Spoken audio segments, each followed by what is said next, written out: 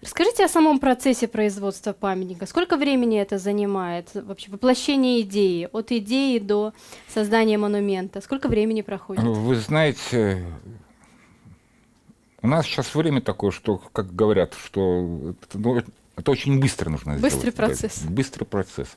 Фактически памятник был сделан уже полностью в полном виде за 3 месяца. Это с отливкой в бронзе.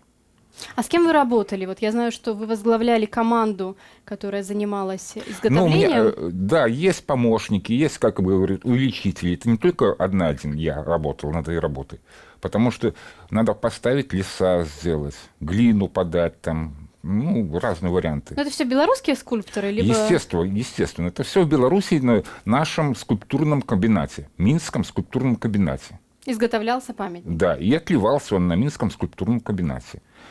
Потом это ж процесс такой, я вот вылепил, да, и получается так, я несколько, то есть 2 раза сдавал совету.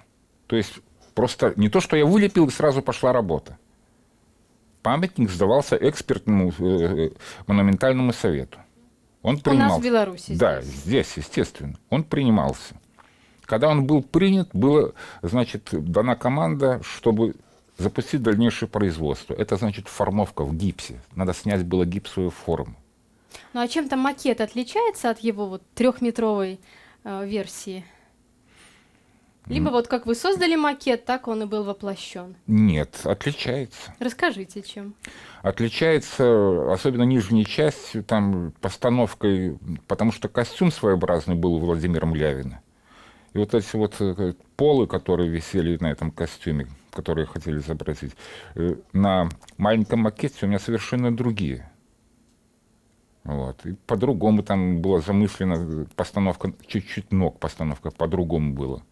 Вот. Поэтому пришлось в большой работе уже непосредственно, когда увидишь, что создается, изменять это. Вот. Естественно, я просил всегда наших уважаемых скульпторов, более знаменитых, Мисько Ивана Кимовича, там, Финского Александра, там, и других, чтобы они подошли во время процесса работы, посмотрели, потому что сам-то я привыкаешь, как любой скульптор, он Да, привыкает. уже замыленный глаз. Да.